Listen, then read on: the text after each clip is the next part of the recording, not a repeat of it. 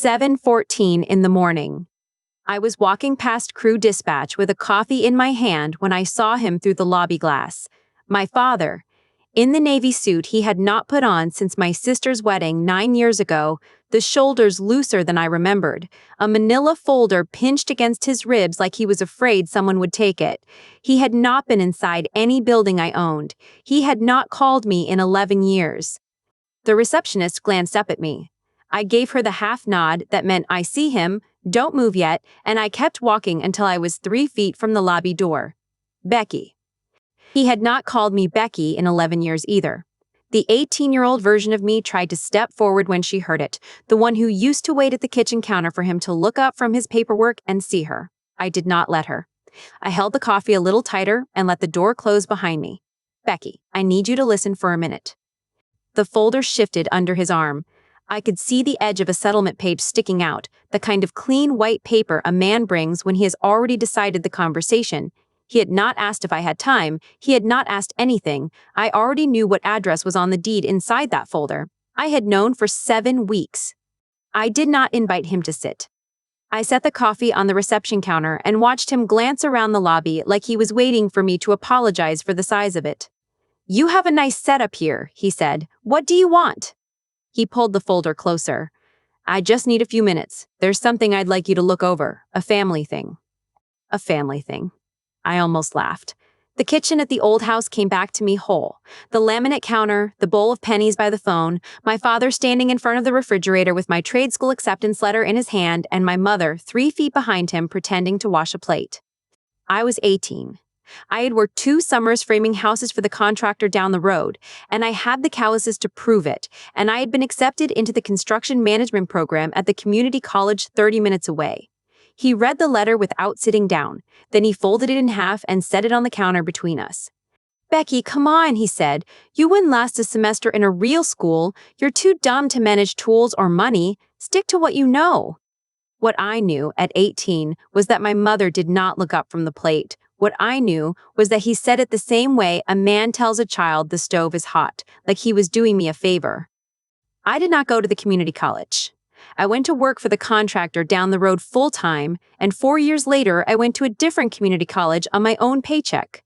And 7 years after that, I had my general's license and 3 crews and a name on a sign. In 11 years, my father had said exactly 14 sentences to me at family events I attended out of obligation. I had counted. The 15th was happening in my lobby. "I don't have a few minutes," I said. "I have a job site at 11. If this is a family thing, you can tell me what it is in 1 sentence. He smiled the way he used to smile when he thought he was about to win something. "It's about the house." The house. My house. The one I grew up in.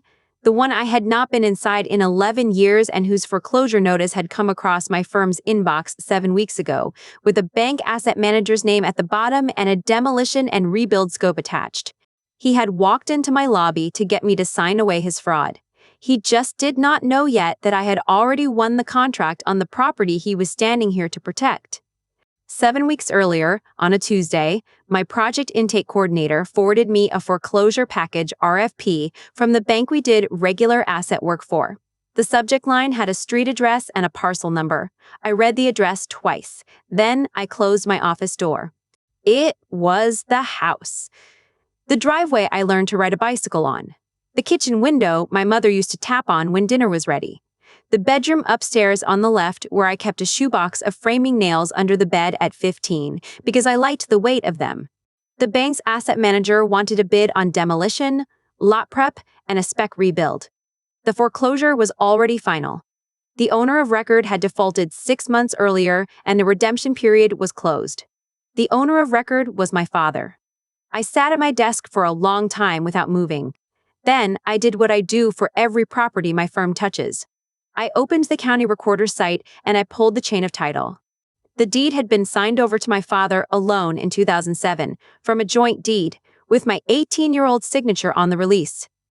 I had not signed anything in 2007. I had been framing houses for the contractor down the road. I had never seen the document before. 6 years ago, sorting through my grandmother's probate file after she died, I had found a copy of it folded inside an envelope she had labeled, in her handwriting, for Becky when she's ready. She knew. She kept it. She did not give it to me while she was alive because she was 81 and afraid of what I would do, and she did not destroy it because she was 81 and she wanted me to have the choice. I had kept it in a locked drawer for 6 years and not done anything with it. The statute on the forgery had expired. The lawyer I quietly consulted had told me, gently, that there was nothing left to file. What there was left to do was win a bid. I spent the next 7 weeks doing what I do best. I walked the property with my estimator on a Saturday when I knew my father would be at the lake house he should not have been able to afford. I priced the demolition tight, I priced the rebuild tighter. I wrote a project narrative the asset manager called the cleanest he had seen that quarter. We won the contract on a Thursday. The work order printed Friday morning with my name listed as project lead and our firm logo at the top. I taped a copy of it to the front door of the house that afternoon. I have not told this story to anyone before. If you've ever had a family member look at you like you were small and held onto it for 11 years without saying a word, you already know what I mean. Stay with me. The morning he walked into my lobby is the part I still come back to. In my lobby, the manila folder was still pinched under his arm. "It's complicated, Becky." He was using his patient voice, the one he used when my mother asked about money. "There was some paperwork done a long time ago, and there's a situation now with the bank, and I need you to sign a couple of pages that clean it up. It's nothing. It's a formality." A formality. The HELOC paperwork I had pulled from public records the same Tuesday I pulled the chain of title was $340,000 against the house. He had taken it out 6 years ago. He had not made a payment in 14 months. The default notice in the bank's file had his signature on it and only his. "Show me the pages," I said. He hesitated, then opened the folder on the reception counter and turned it toward me. 3 documents, a release form, a quitclaim, a general settlement and mutual release agreement that, if I read it correctly in 15 seconds, would have extinguished any claim I had ever had against him for anything in exchange for $10,000 he did not have. $10,000, I said. "It's what I can do right now. There may be more later. I wanted to come to you first. He wanted to come to me first. He wanted to come to me first because his attorney had told him the bank could open a fraud referral if the 2007 forgery surfaced before the deficiency judgment closed, and the only person who could surface it was me." "Dad?" I closed the folder. "I'm not going to sign anything in my lobby at 7:15 in the morning." "Becky, this was always supposed to come to you. The house. I want you to understand that. It was always going to. I just needed to handle some things first." He said it the way a man says a thing he has practiced in the car. He was so sure I was going to sign that he had not asked me a single question about my life. "Meet me at the property at 11, I said. He blinked. "The property? The house. 11 o'clock. Bring whatever you want me to look at." "Becky, I don't think—" "11 o'clock? The address is on the folder." I picked up my coffee. I told the receptionist to walk him out. I went upstairs and I changed into steel toes. I got to the property at 10:40. The crew was already there. 2 trucks. The dumpster. The portable fence panels laid out along the front edge of the lawn. My foreman, Marcus, was on the porch with a clipboard, and the demolition lead was leaning against the side of the second truck talking to the utility cutoff guy. The neighbor across the street was watering a hydrangea and pretending not to look. The work order was taped to the front door at chest height, our firm logo at the top, my name in the project lead field. The scope line read, "Demolition and site prep, rebuild pays to follow." I walked the front path I had run down barefoot when I was 9.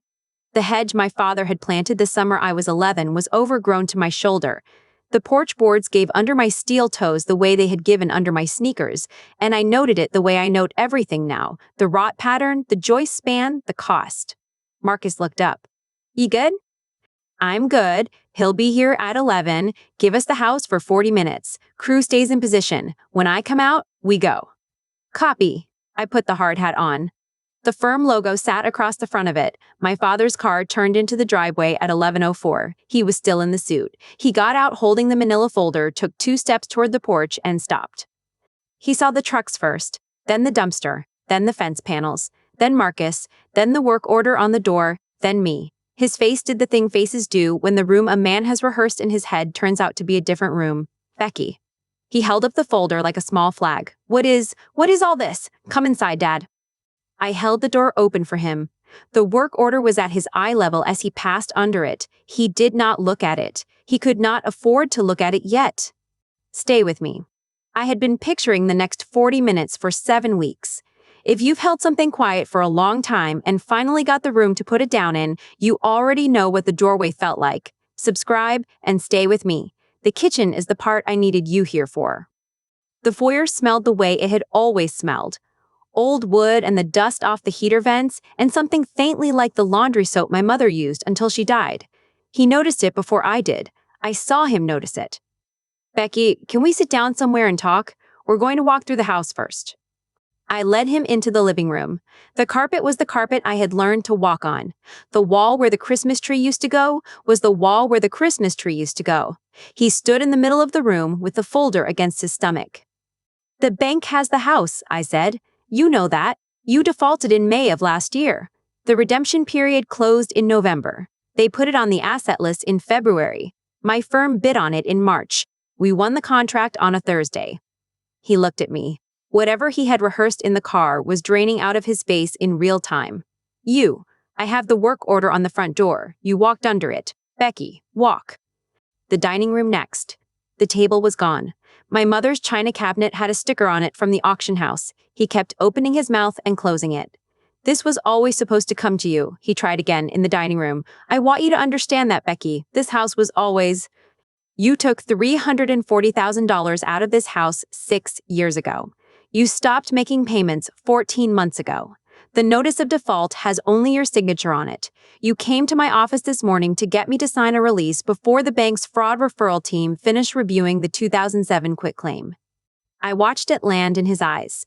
The part of him that thought I had been the 18-year-old at the kitchen counter for 11 years was meeting the part of him that was looking at a 41-year-old woman in a hard hat in his dining room. He went for the old line anyway. The reflex was that strong. Becky, you don't understand this kind of paperwork. Let me... He stopped himself.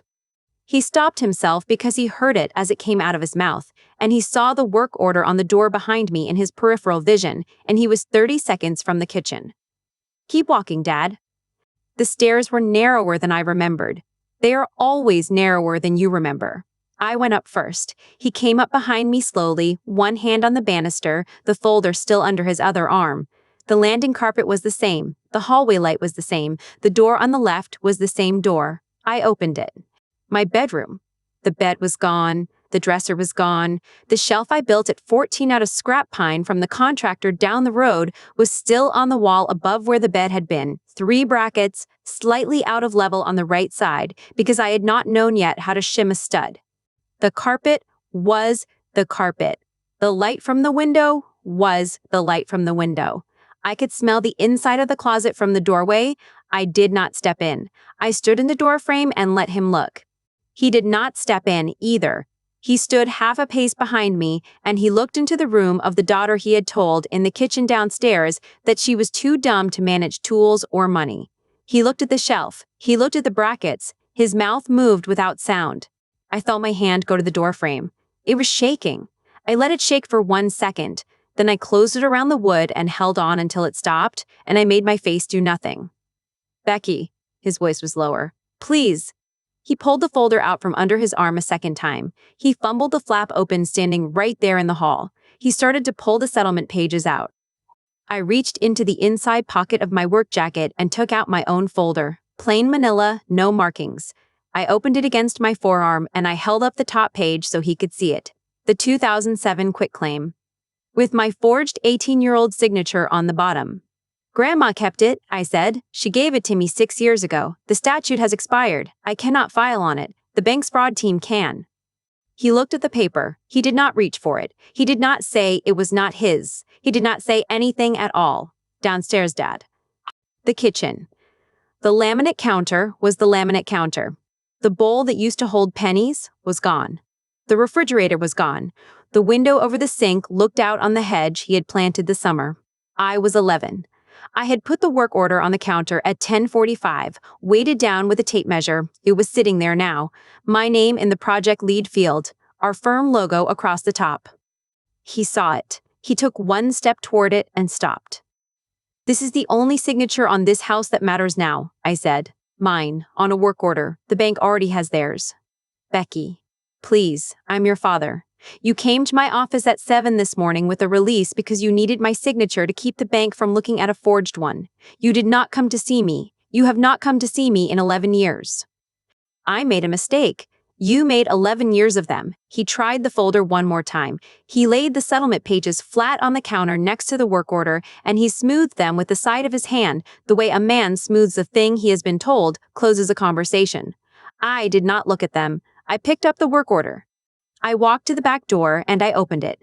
Marcus was on the back step with the clipboard, and the demo lead was behind him with a 14-pound sledge at his hip, and the utility cutoff guy gave me a thumbs up from the side yard. Go ahead, I said. Marcus nodded once. He turned and called it across the yard. The demo lead lifted the sledge and walked around the side of the house toward the front porch. I heard the first hit before my father did. He was still in the kitchen with both hands on the counter on either side of his settlement papers. The first hit took out the porch column on the left side of the front door, the one his own father had put in the year I was born, and the whole house took the shock through the floor under our feet. My father's hand went up to his face. He covered his mouth with his palm and he held it there. He did not look at me. He did not look at the door. He looked at the counter where the work order had been, and he kept his hand on his mouth like a man trying to keep something inside it. I did not stay for the second hit. I walked past him out of the kitchen and through the dining room and through the living room and out the front door. The work order was in my hand. The demo lead stepped aside for me on the porch. Marcus met me on the lawn and took the clipboard back from where he had set it on the railing. 45 minutes on the front face, he said. We'll have him out before then. Walk him to his car when he comes out. Don't say anything to him. Copy. I stood on the lawn for one more swing and then I walked to my truck. The house sold as a finished rebuild 8 months later for $890,000. The bank cleared the deficiency. The fraud referral closed without my father being charged because the statute had expired, which was the answer the lawyer had given me 6 years ago and which I had stopped being angry about somewhere around month 4 of the rebuild. He lost the lake house in the spring. My sister called me once, in July, to tell me he was living in a rental 2 towns over and that she did not know what to say to him.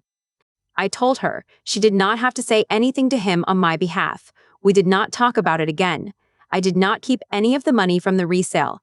I put it through the firm and I funded a tools and trade scholarship at the community college 30 minutes away, the one I had been accepted to at 18 and not gone to, 2 seats a year.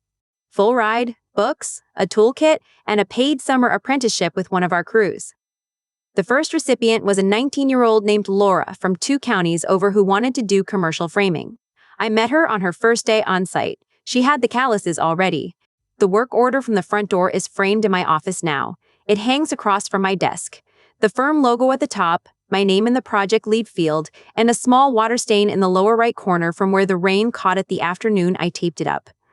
My father was wrong about the semester. He was wrong about the tools. He was wrong about the money. He was right about one thing and only one thing, and he did not mean it as a compliment when he said it. I stuck to what I knew. If you stayed with me this far, the channel has more women like me, women who got their answer. Subscribe and hit the bell. There's another one waiting for you when you're ready.